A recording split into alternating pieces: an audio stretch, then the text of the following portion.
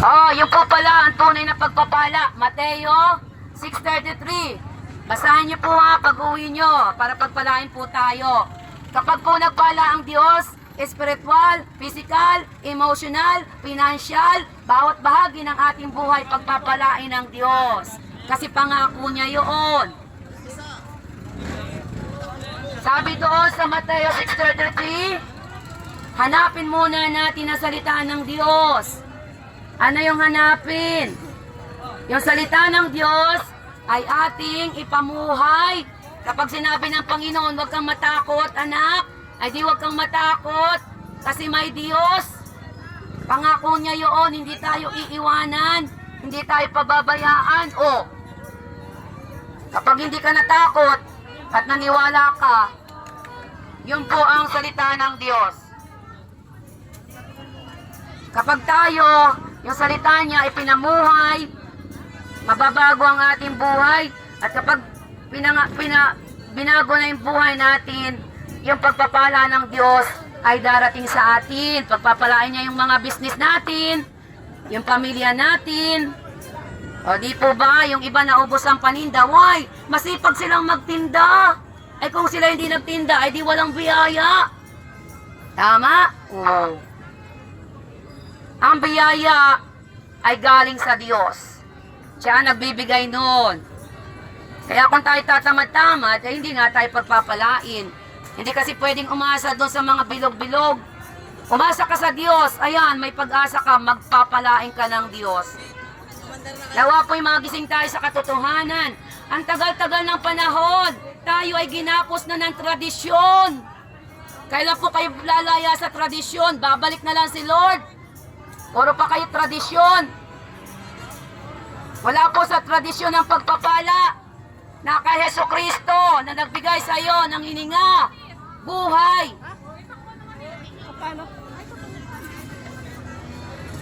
Nakakatuwa ang tao, kukumpletuhin talaga yung 12 bilog. Lord, kahabagan mo ang tao sa mundo. Patuloy pong makalaya sa tradisyon. Ginapos na sila ni Satanas sa tradisyon. Nawa po makalaya sila at makita po nila na ang Panginoon. O, tamot yun na yung nadiskarte o. Nakanta rin. O, namamas ko din, di po ba? O, sabi nga doon, yung pananampalataya, walang gawa, patay. Kaya po pag tayo nanampalataya kay Kristo, sasamahan natin ang gawa.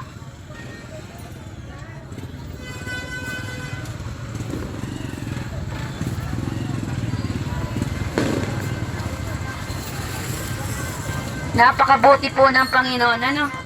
Kaya po sabi doon sa Jeremiah, ako po hindi nanghihingi ha, wala po akong sobre.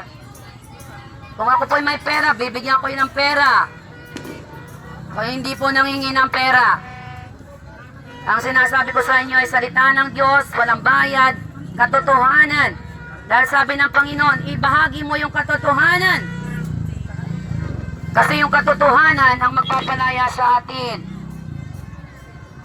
Kaya po, salamat sa Panginoon sa Jeremiah 29:11. Sabi sa Jeremiah, sino po dyan yung may alam sa Jeremiah 29:11? For I know the plans for you, plans to give you hope in future and not to harm us.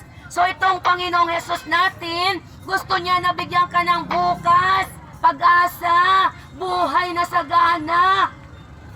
At kung tayo masipag, pagpapalain ng Diyos yung kamay nyo, yung mga business nyo, kasi yun ang pangako ng Diyos. Tandaan natin, ang Panginoon ay hindi nag-isip na mapahamak ka. Sino po ang nag-iisip na mapahamak tayo? Si Satanas. Kasi gusto niyang isama ang tao sa impyerno.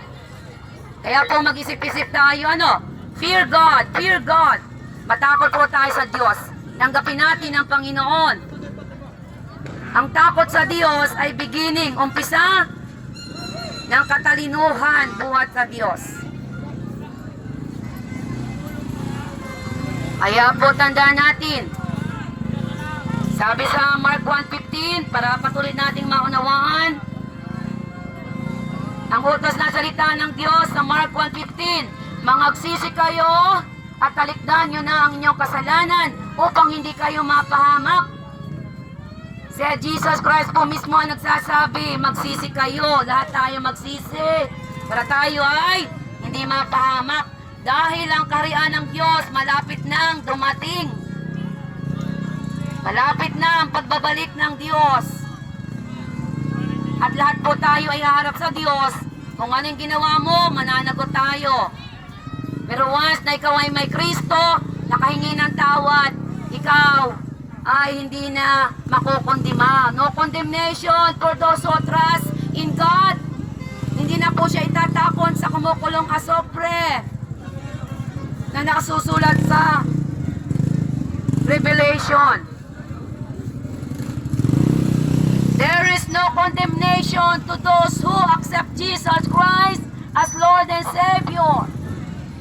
Pero may kapahamakan sa mga tao na nire-reject si Jesus, tinatakwil si Jesus, tinatawanan si Jesus, minamak si Jesus. Bakit maraming tao ngayon ayaw maniwala na si Jesus ay Diyos? Pero binibigyan po tayo ng pagkakataon na magsisi pa. Ano po?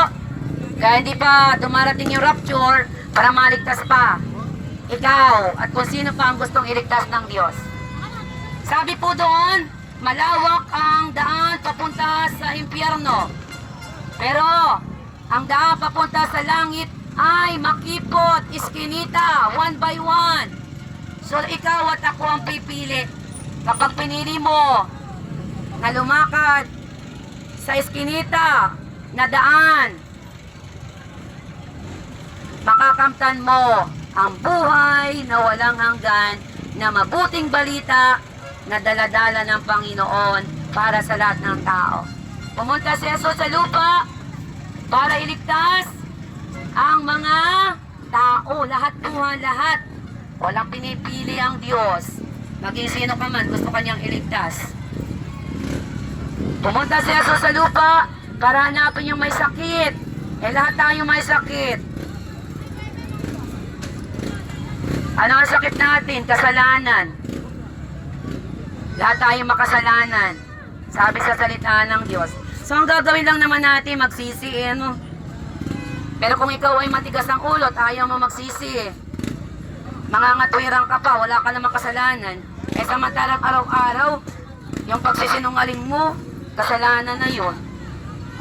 Kaya po nawa po, sa hapong ito, tandaan po natin, hindi po nagsawa ang Panginoon, nabahaginan kayo, ano?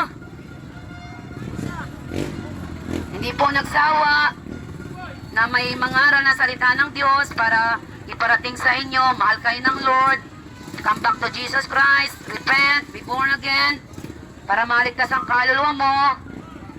Paulit-ulit po kami na nangangaral. So, kayo na lang po ang magdidesisyon. Ano po? Kayo po ang magdidesisyon. At nawa ngayon 2025, matanggap na natin ang mabuting balita na si Jesucristo ay tagapagligtas ng kaluluwa. Tandaan po natin.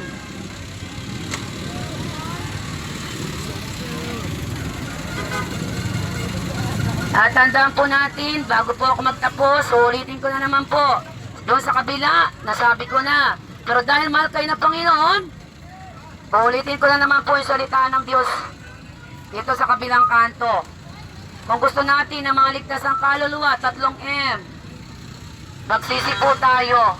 Kasi tayo naman ay lahat ay makasalanan. Sabi po sa Roma 3:23, ang lahat ng tao ay makasalanan. Walang nakarating sa kalwalhatian ng Diyos. Yung mag-isip lang po pala tayo ng masama, kalaswaan sa isip nating kasalanan na yon. Napakadami pong kasalanan na nagagawa nating mga tao. Kaya po, ihingi po natin ng tawad. Mga kasalanan. Kasi po yung kasalanan, ang dahilan, kaya hindi po tayo makalapit sa Diyos. Hindi po lahat na tumatawag sa Diyos mapupunta sa langit. Kahit ikitumawag na Diyos ko, yun lamang pong gumagawa ng kanyang kalooban. Kapag sinusunod mo po yung salita ng Diyos, pinamumuhay mo, sabi doon ay magsisi tayo, nagsisi ka, patatawarin ka ng Panginoon. Bakit po kailangan natin magsisi? Kasi nga po ang Diyos ay banal. God is holy.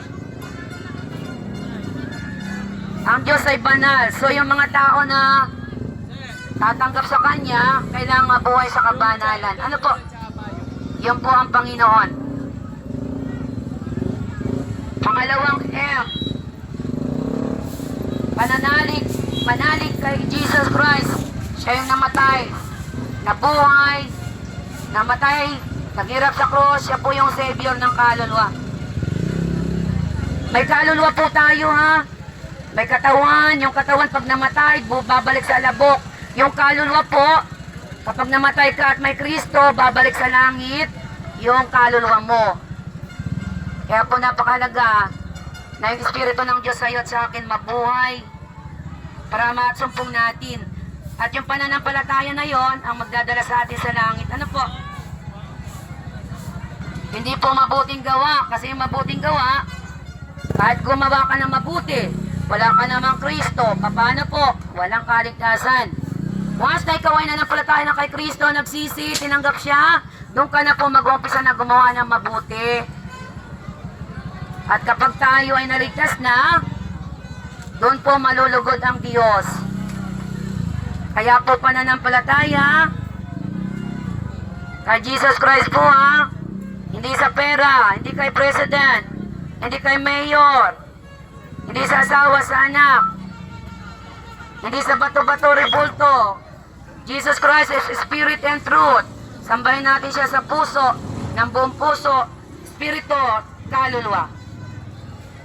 At pangatlong M, manatili ka kay Jesus Christ kasi babalik yon. Pinangakuan yung mga tao. Aakyat ako sa langit, ipaghahanda ko kayo na matitirahan. At kapag nakapaghanda na, babalikan ko kayo, isasama ko kayo sa langit. Sino po ang isasama sa langit? Yung mga taong nagsisi, nanampalataya, tinanggap si Jesus, nanatili. Kaya po panoorin nyo yung Left Behind na movie. Totoo po yun. Kinuha nila sa Bible. Ginawang pelikula para makapaghanda ang mga tao. Left Behind. Yan po ay mangyayari. Padating. Kaya po magsipaghanda. So tandaan natin sa gabing ito, hindi po nagsawa. Nabahagi na kayo ng pag-ibig ng Diyos. Kayo na lamang po ang magdidesisyon. Sabi po nung iba, nabibingi na sila sa salita ng Diyos. Bakit po nabibingi? Kasi ayaw po nilang tanggapin yung nagbigay ng hininga sa kanila. Pero once na tinanggap mo si Jesus, tuwan-tuwa ka na sa pakikinig ng salita ng Diyos. At ikaw mismo magbabahagi na rin sa palengke. Hindi ka mahihiya na bahaginan yung katabi mo para maligtas din. Yun po ang hiwaga ng salita ng Diyos. Yun ang hiwaga. Kaya napakahalaga na ang isang tao ay ma-born again Christian para yung kaluluwa niya, yung Espiritu ng Diyos ay mabuhay sa kanya. Ama, sa pangalan ni Jesus, maraming salamat po sa gabing ito. Salamat po sa pag-ibig mo.